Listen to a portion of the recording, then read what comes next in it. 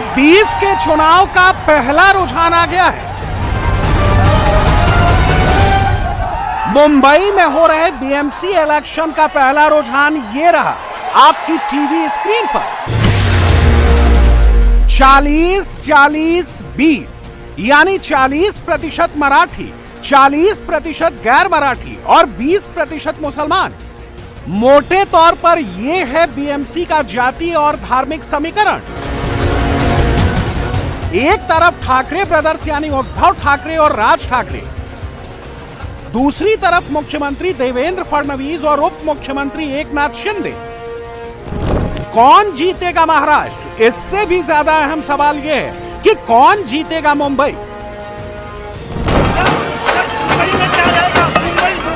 महायुति जीतेगी। जिस जोश में, जिस जल्लोश में आज माहौल पूरे महाराष्ट्र में है, शिव शक्ति यानी उद्धव साहब और राज साहब के पीछे पूरी जनता साथ में आई है। 2026 के बीएमसी चुनाव में सबसे ज्यादा मराठी और गैर मराठी हिंदू वोटर्स की बात हो रही है। ठाकरे ब्रदर्स 40% मराठी वोटर्स को साध रहे हैं। बीजेपी हिंदू के बहाने 40% गैर मराठी वोटरों को कमल छाप के पाले में लाने के लिए निकली है। शिंदे सेना मराठी वोटर्स को 2 हिस्सों में बांटने के लिए मैदान में है। बचे मुसलमान तो 20% मुस्लिम वोट के लिए कांग्रेस और शिवसेना यूबीटी में जोर आजमाइश है। मुस्लिम वोटर्स पर अबू आजमी और असदुद्दीन ओवैसी का कितना इंपैक्ट है ये आगे बताएंगे, मगर सबसे पहले बात मराठी वोटर्स की। बीएमसी इलेक्शन में सबसे ज्यादा इसी मराठी वोटर की चर्चा है। 20 साल बाद उद्धव और राज ठाकरे साथ आए हैं तो मराठी वोट के लिए साथ आए हैं। वोट वाइब्स का सर्वे कहता है कि बीएमसी चुनाव में मुंबई का मराठी वोटर 2 हिस्सों में बंट रहा है। 44% मराठी वोटर ठाकरे ब्रदर्स की तरफ जा सकते हैं तो 42% मराठी वोटर बीजेपी और शिवसेना की महायुति को पसंद कर रहे हैं। लोकसभा की 6 सीटें, महाराष्ट्र विधानसभा की 36 सीटें और बीएमसी के 227 वार्ड में फैले बृहन मुंबई महानगर पालिका का चुनाव ठाकरे लीगेसी के लिए फाइनल फ्रंटियर है। ठाकरे ब्रदर्स अगर जीत गए तो वो कहेंगे कि टाइगर अभी जिंदा है। ठाकरे ब्रदर्स अगर हार गए तो ठाकरे लीगेसी पर उनका दावा हमेशा हमेशा के लिए खत्म हो जाएगा। बीजेपी पहले से इस काम में लगी हुई है। अरे मराठी माणसाच्या अस्तित्वाची लढाई नाहीये, तुमचं अस्तित्व पणाला लागलेलं आहे आणि म्हणून पुन्हा एकदा सांगतो, तुम्ही म्हणजे मराठी नाही, तुम्हीच म्हणजे महाराष्ट्र नाही, तुम्ही म्हणजे मुंबई नाही, मुंबई म्हणजे ही बसलेली जनता आहे, मराठी म्हणजे ही बसलेली जनता आहे। बाल ठाकरे के लेगेसी पर दावा मजबूत करने का पहला फ्रंट है 40% मराठी वोटर। इसी मराठी वोटर के लिए ठाकरे ब्रदर्स आक्रामक हो रहे हैं। राज ठाकरे अब तक उत्तर भारतीयों को गाली दे रहे थे, अब वो दक्षिण भारत के लोगों को भी गाली दे रहे हैं। काल परवाकडे कोणतरी एक तामिळनाडू बंदर रसमलाई आली होती, तो सांगतो मुंबईचा आणि म्हणजे महाराष्ट्राचा संबंध, तुझाच काय संबंध आहे इथे याचा? यांच्यासाठीच माननीय बाळासाहेब बोलले होते, हटाओ लुंगी आणि बजाओ पुंगी। ठाकरे ने रसमलाई दरअसल तमिलनाडु के बीजेपी नेता अन्नामलाई को कहा, जो बीजेपी के लिए मुंबई में वोट मांगने आए थे। நான் மும்பைக்கு வரத்தான் போறேன், நீ இங்கடிச்சு பாரு, காலை வெட்டி பாரு, அதான் ரன்லோட பாத்துறலாம். அதனால இந்த மிரட்டல் உருட்டுறதுக்குலாம் நான் பயந்துருந்தா ஊர்ல உட்காந்து என் கிராமத்துக்குள்ள சொந்த ஊர்ல தான் இருக்கணும்। चुनाव में आमतौर पर किसी भी वोटर को नाराज नहीं किया जाता, लेकिन राज ठाकरे ने चुनाव प्रचार के आखिरी दिन बाल ठाकरे का पुराना डायलॉग रिपीट करके मद्रासी वोटर को जानबूझकर उकसाया ताकि उसके काउंटर में मराठी वोटर भी एक्टिव हो जाए और 15 तारीख को वोट करने के लिए घर से बाहर निकले। ठाकरे ब्रदर्स का anti Gujarati, anti north India और एंटी साउथ इंडिया स्टैंड दरअसल महायुति के लिए वोट जोड़ रहा है। गैर मराठी, गुजराती, हिंदी भाषी, उत्तर भारतीय और मद्रासी वोटर स्वाभाविक रूप से बीजेपी की तरफ जाता है। मुंबई में इनका हिस्सा 40% का है, ये बीजेपी को अपर हैंड देता है। दिक्कत बस ये है कि लोकल बॉडी इलेक्शन में इनका टर्नआउट कम रहता है। ये ड्राइंग रूम में बैठकर बातें कर लेते हैं लेकिन वोट देने नहीं निकलते। बिहार जैसे स्टेट में वोटर टर्नआउट 75% से 80% तक पहुंचने लगा है, लेकिन मुंबई में पिछले 3 चुनाव में वोटर टर्नआउट 55% के आसपास रहा है। बीएमसी चुनाव को करीब से समझने वाले पॉलिटिकल एक्सपर्ट्स कहते हैं कि अगर बीएमसी इलेक्शन में वोटिंग परसेंटेज 50 के नीचे चला गया तो समीकरण बदल जाएंगे। 55% से ज्यादा वोटिंग महायुति को फायदा पहुंचाएगी, 50% से कम वोटिंग ठाकरे ब्रदर्स को एडवांटेज देगी। पेपर पर बीजेपी और शिवसेना मजबूत दिखती है, लेकिन कम वोट पड़े तो कागज का शेर ग्राउंड पर कमजोर हो जाएगा। कम वोटर टर्नआउट में ठाकरे ब्रदर्स को फायदा हो जाएगा। हिंदू मुसलमान जय श्री राम ये लोकल बॉडी चुनाव में नहीं चलता। मुंबई का चुनाव जो है ये इस बार महाराष्ट्र की अस्मिता मराठी मानुस के ऊपर चला गया। यहाँ पे हिंदू मुसलमान कह रहे हैं हिंदू मेयर होगा, ये होगा, लव जिहाद, ये जिहाद, लैंड जिहाद, ठीक है देख लेंगे। लेकिन नगर पालिका में, नगर पंचायत में जो हुआ वो इस बार महानगर पालिका में नहीं होगा। बीएमसी इलेक्शन में सबकी ताकत का इम्तिहान है। 2017 के बीएमसी चुनाव में शिवसेना और बीजेपी बिना गठबंधन के लड़ी थी। सभी 227 सीटों पर दोनों दलों ने कैंडिडेट उतारे थे। शिवसेना ने सबसे अधिक 84 वार्ड में जीत हासिल की थी। बीजेपी ने कड़ी टक्कर देते हुए 82 वार्ड में अपने नगर सेवक जितवाए थे। शिवसेना और बीजेपी में 1% वोट शेयर और 2 सीटों का अंतर था। कांग्रेस को 31 सीटों पर जीत मिली थी। शिवसेना की तरह राष्ट्रवादी कांग्रेस भी उन दिनों एक थी, उसे 9 सीटें मिली थी। राज ठाकरे की एमएनएस को 7 सीटें मिली थी। पिछले 8 सालों में सारे सियासी समीकरण बदल गए। शिवसेना के 2 टुकड़े हो चुके हैं, एनसीपी भी बढ़ चुकी है।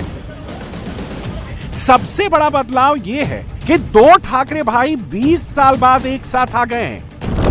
साथ आने के बाद भी ठाकरे ब्रदर्स के सामने चैलेंज बहुत बड़ा है। एकनाथ शिंदे के पास बाल ठाकरे की पार्टी पहले से है। बाल ठाकरे की पार्टी का सिंबल भी एकनाथ शिंदे छीन चुके हैं। बीएमसी इलेक्शन में ठाकरे ब्रदर्स की हार का मतलब होगा कि बाल ठाकरे की लेगेसी भी शिंदे छीन लेंगे। अब देखिए कि नंबर्स क्या कहते हैं।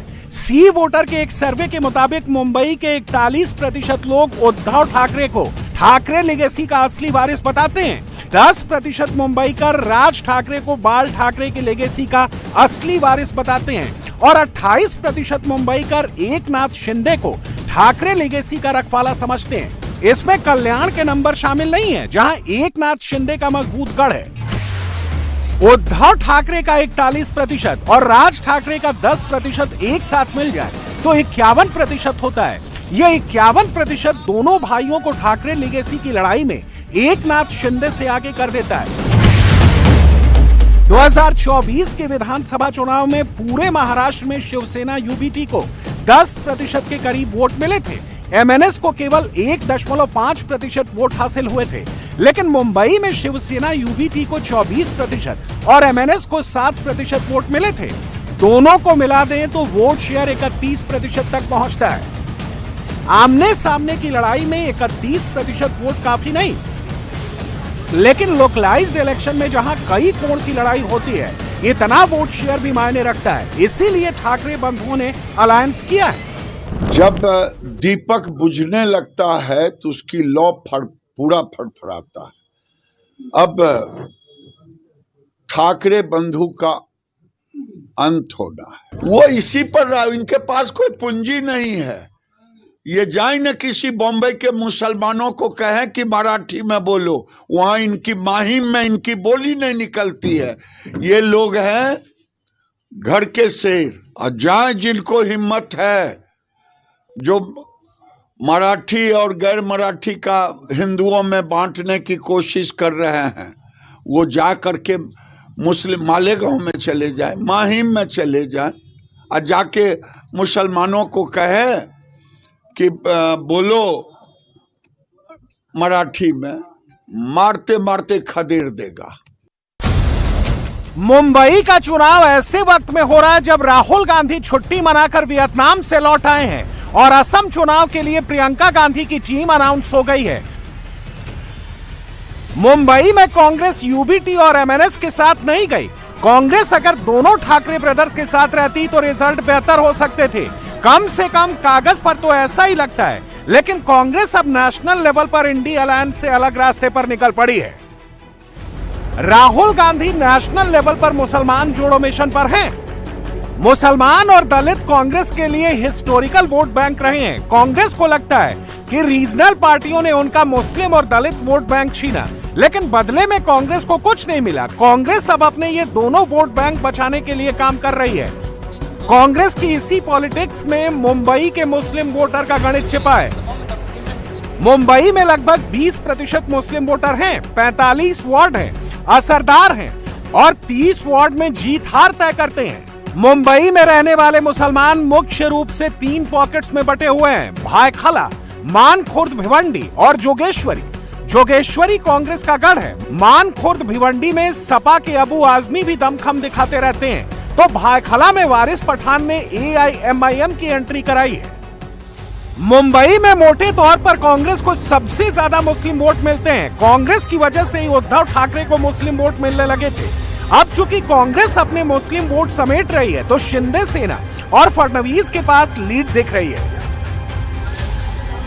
रही बात ओवैसी के AIMIM की, तो पूरे महाराष्ट्र में जहां जहां मुसलमान हैं, वहां वहां मजलिस ने चुनाव को पोलराइज करने में कोई कसर नहीं छोड़ी। सुन ले मोदी भक्तों, सुन लो सुनने वालों, ना मैं अपना कलमा छोड़ने तैयार हूं, ना मैं अपनी कुरान छोड़ने तैयार हूं, ना मैं अपनी शरीयत छोड़ने तैयार हूं, ना मैं अपनी मस्जिद छोड़ने तैयार हूं, ना मैं अपना हिजाब छोड़ने तैयार हूं, ना मैं अपनी बस्ती छोड़ने तैयार हूं, ना ही मैं अपने मुल्क हिंदुस्तान को छोड़ने तैयार हूं।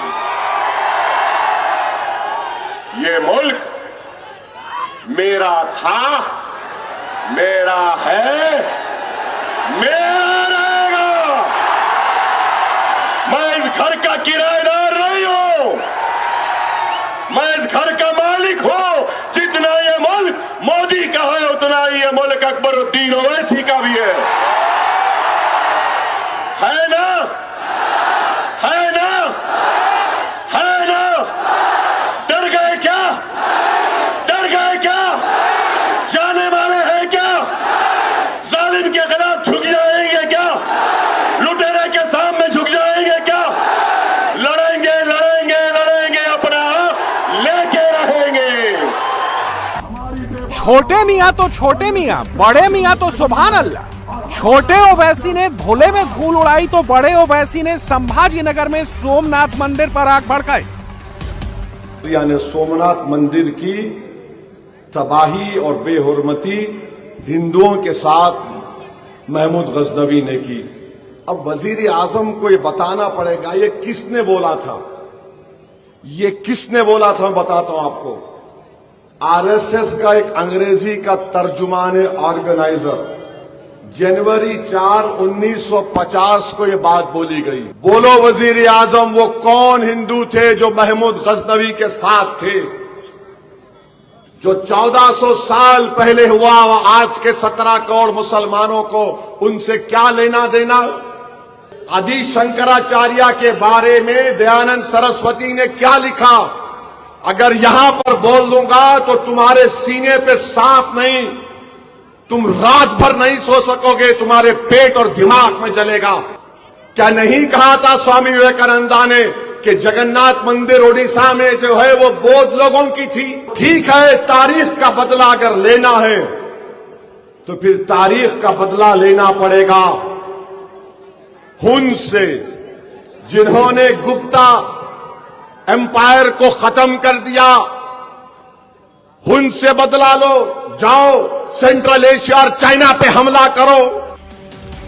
ओवैसी ब्रदर्स का भड़काऊ चुनाव प्रचार बीजेपी शिंदे सेना के खूब काम आ रहा है। ओवैसी मुसलमानों को भड़काकर कांग्रेस के वोट तोड़ रहे हैं, तो बीजेपी और शिंदे सेना महाराष्ट्र के हिंदुओं को एकजुट करने में लगी है। यहाँ कोई भी आई लव मोहम्मद वाला चुन के नहीं आना चाहिए, कोई भी चुन के नहीं आना चाहिए। फिर यहाँ से दफन भूमि तक ये लोग रुकेंगे नहीं। यहाँ पे लैंड जिहाद के नाम पे, लव जिहाद के नाम पे यहाँ का हिंदू समाज को यहाँ से खत्म कैसे करना है, इस तरीके का षड्यंत्र इन लोग का शुरू हो जाएगा। जहाँ जहाँ भी ये जिहादी चुन के जाते हैं वो यही करते, बाकी कुछ करते नहीं। उनको लगता है ये वसई विरार उनके अब्बा के पाकिस्तान में बैठे हुए अब्बा का है, जो कुछ भी करेंगे हम इधर सहन करेंगे। उनको मालूम नहीं ये देवा बहू का महाराष्ट्र है, यहाँ कुछ भी चलेगा नहीं। महाराष्ट्र में चुनाव धमाकेदार हो रहे हैं। 2026 में इससे बड़ा धमाका बंगाल में होगा, उससे भी बड़ा धमाका तमिलनाडु में होने वाला है।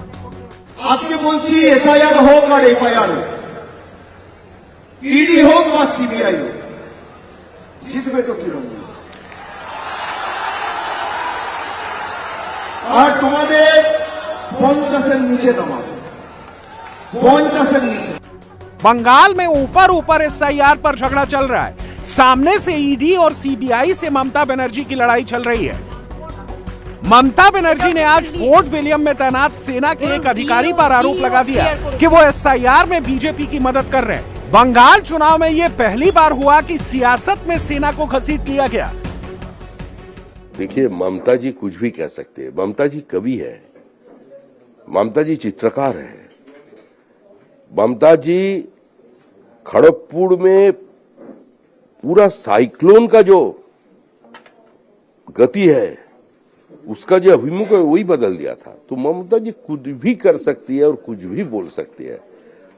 ममता जी को बात को एड्रेस करने का प्रतिभा तो हम लोगों का किसी का अंदर में भी नहीं है। सेना को भी एसआर में ले आना, देश की सेना को भी एसआर में ले आना, एसआर के जो पॉलिटिक्स है। ममता बनर्जी अपने आप को पश्चिम बंगाल की राष्ट्रपति समझती है। ममता बनर्जी और उनके भतीजे अभिषेक बनर्जी मंदिर मंदिर घूमकर पूजा और आरती कर रहे हैं, लेकिन अंदर अंदर बंगाल में भी हिंदू मुसलमान चल रहा है। बीजेपी ने आज मालदा में हुई तृणमूल कांग्रेस की मीटिंग का एक वीडियो शेयर किया, जिसमें ममता की मंत्री सबीना यास्मीन के सामने ये बातें हो रही हैं कि अगर बीजेपी जीत गई तो बंगाल के मुसलमानों की दाढ़ी नोच लेंगे। आज के अगर हमारी मुख्यमंत्री सत्ता से हट जाए और बीजेपी पावर में आ गई तो मेरी इतनी क्षमता नहीं होगी कि मैं ये दाढ़ी लेकर पश्चिम बंगाल के किसी भी इलाके में जा सकूं।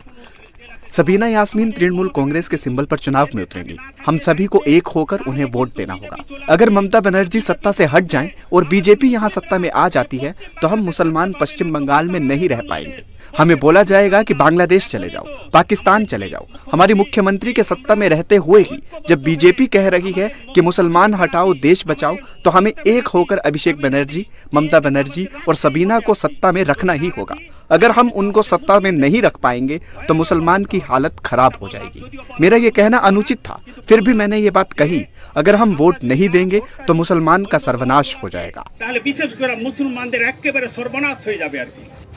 जरा सोच कर देखिए, बंगाल का चुनाव किस लेवल पर लड़ा जा रहा है। बंगाल का मुसलमान अब कांग्रेस के साथ नहीं है। बंगाल का मुसलमान कई साल पहले कांग्रेस को छोड़ चुका है। बंगाल का मुसलमान वोट पूरी तरह से दीदी के कब्जे में है। ममता की पार्टी की मीटिंगों में मुस्लिम वोट का घोटाला हो रहा है। बंगाल से आपको लेकर चलते हैं तमिलनाडु, जहां अलग तरह की बिसात बिछी है। तमिलनाडु उन राज्यों में शामिल है जहां बीजेपी अभी सत्ता की रेस की फ्रंट लाइन में नहीं आई है। नरेंद्र मोदी की पार्टी यहां एआईएडीएमके की जूनियर पार्टनर है। हालांकि अब यह दावा किया जा रहा है कि तमिलनाडु में एनडीए गठबंधन सत्ता में आया तो कोई बड़ा भाई, कोई छोटा भाई नहीं रहेगा। दीपम का मुद्दा उठाकर बीजेपी तमिलनाडु के हिंदू वोट में अपनी पैठ बढ़ा रही है।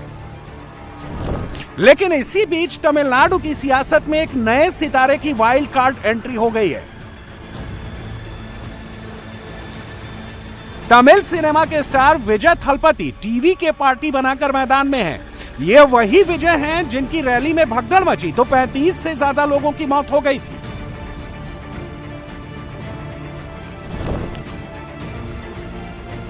डीएमके के एक नेता की शिकायत पर विजय की फिल्म जन नायकन की रिलीज पर रोक लगा दी गई है। इस बीच भगदड़ केस की जांच में सीबीआई की एंट्री हो गई है। विजय थलापति के सपोर्टर्स को लगता है कि यह सब उनके चहेते स्टार पर दबाव बनाने के लिए किया जा रहा है। अगर यह सब एक सीमा से ज्यादा बढ़ गया तो विजय थलापति सियासी शहीद भी बन सकते हैं। 2021 के तमिलनाडु चुनाव में डीएमके अलायंस को 45% और बीजेपी एआईएडीएमके वाले एनडीए को लगभग 40% वोट मिले थे। बाकी 15% वोट अन्य पार्टियों और गठबंधनों में बंट गए थे। इस बार तमिलनाडु चुनाव के पहले अनुमान लगाया जा रहा है कि विजय थलापति की टीवीके को 15% वोट शेयर मिल सकता है। विजय थलापति अपना वोट शेयर 15% से भी बढ़ाने के लिए छोटी छोटी पार्टियों से गठबंधन कर रहे हैं। जन नायकन स्टार के इसी मूव ने तमिलनाडु की सियासत को बेचैन कर दिया है। विजय थलापति किंग भले न बना पाए, लेकिन इस चुनाव में वो किंग मेकर जरूर बन सकते हैं।